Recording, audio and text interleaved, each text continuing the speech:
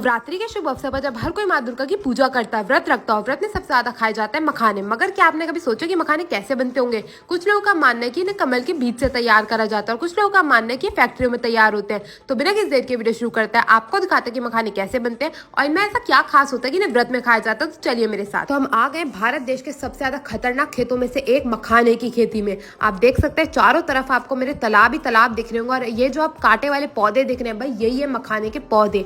आप देख सकते हैं कैसे कांटे जड़े हुए ये तने हैं और इनमें किस तरह से बिल्कुल कांटे कांटे के बीच में उगते हैं मखाने। और ये है मखाने के पत्ते।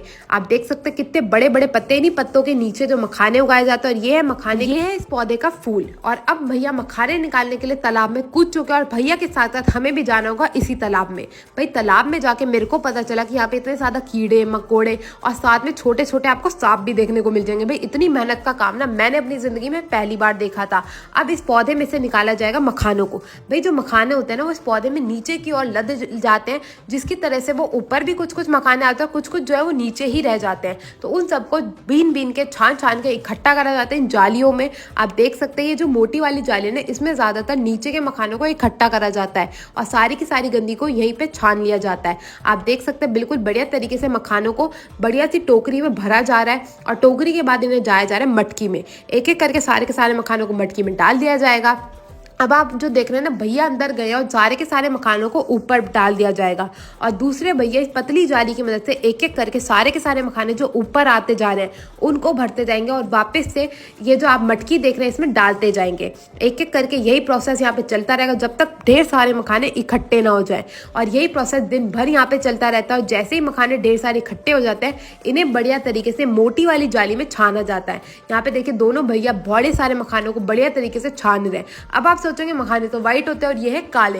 भाई काले से सफेद भी ना मखाने को जाने में बहुत कार्यक्रम लगता है। तो चलिए मेरे साथ आगे देखते हैं। जब मखाने अच्छे से धुल चुके हैं इन्हें डाला जाएगा एक बोरी के अंदर। आप देख सकते हैं पूरी की पूरी बोरी भर ली है। अब इन्हें ले जाया जाएगा बाहर की ओर। अब आप सोचेंगे बाहर कहाँ पे? भाई तालाब के बिल्कुल नजदीक ही। यहाँ पे आप जो देख रहे हैं ना मिट्टी और ये जो घास लगी हुई है इसी के ऊपर, ये हाँ ब्लू प्लास्टिक के ऊपर ही सारे के सारे मखानों को डाल दिया जाएगा। आप देख सकते हैं बिल्कुल बोरी भर के मखाने यहाँ पे तैयार किए जा रहे हैं। अब आप सोचोगे इनकी गंदगी कैसे साफ करी जाएगी? भाई यहाँ पे ना गंदगी निकालने के लिए कोई मशीन नहीं होती और ना ही कोई और चीज होती है, तो इसका कार्यक्रम होता है पैरों से। अब आप सोचेंगे भैया पैरों से मखानों को अगर ये साफ करते हैं तो ये चीज पवित्र कैसे हुई? भाई ये जो मखाने हैं ना ये हमारे पूर्वजों के टाइम से खाते आ रहे हैं हम, और इसमें कुछ भी गलत नहीं है क्योंकि उसके बाद इनकी धुलाई होती है, इन्हें भुना जाता है तो उसके बाद ये इतने पवित्र हो जाता है और इन्हें इनके इतने ज्यादा फायदे हैं कि आप अगर मखाने व्रत में खाएंगे ना तो उसके बहुत ही ज्यादा गुण मिलते हैं। जैसे कि आपको भूख नहीं लगने देता, आपको एनर्जी देता है और साथ ही साथ आपको वेट लॉस में भी मदद करता है। तो अब सारे के सारे मखानों को जब अच्छी तरीके से साफ कर ले गए इन्हें दोबारा से नदी में ले जाया जाएगा और पानी से बढ़िया तरीके से धोया जाएगा। आप यहाँ पे देख सकते हैं दोनों के दोनों भैया अब लग चुके हैं इसकी धुलाई में। एक एक करके हाथ से सारी की सारी मिट्टी को बाहर निकाला जाएगा और बढ़िया तरीके से इन्हें धो के तैयार कर लिया जाएगा। आप यहाँ पे देखिए बिल्कुल बढ़िया तरीके से एक अलग ही तरीके से मखानों की सफाई होती है। भाई मेरे को तो लगा था मखाने मशीन से तैयार होते होंगे या फिर ये कमल के बीज होते होंगे, बचपन से तो मैंने यही सुना था। अब मेरे को पता चला कि नहीं भाई मखानों की अलग से खेती होती है, कोई इसमें कमल का रोल नहीं होता है। और यहाँ पे आप देख सकते हैं सारे के सारे मखाने जो बिल्कुल साफ होकर तैयार हो चुके हैं।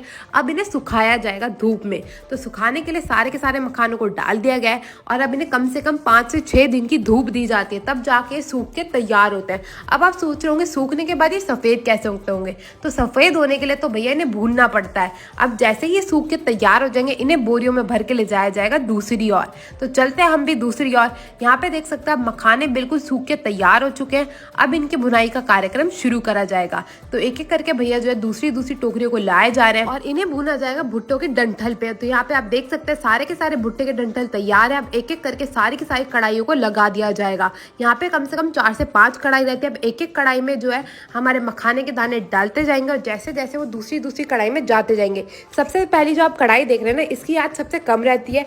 ऐसे करते करते सबसे ज्यादा आंच तक की कढ़ाई में एक एक करके मखानों को डाला जाएगा। अब आप सोचोगे भैया क्या करेंगे, भाई भैया जो है ना, इन्हें जो मखाने बिल्कुल गर्मा गर्म भून के तैयार होंगे उन्हें लेंगे और इनकी होगी कुटाई। तो यहाँ पे आप देख सकते हैं धीरे धीरे करके भैया थोड़े थोड़े मखाने लेते जा रहे हैं। आप इनके हाथों की हालत देखो, क्योंकि इनको बिल्कुल गर्म मखाने हाथों से ही उठा के डालने होते हैं, इसलिए जो इनके हाथ है ना वो बिल्कुल जल जाता है। आप देख सकते हैं इनके हाथों की हालत, कितनी मेहनत लगती है आप तक मखाने पहुंचाने में।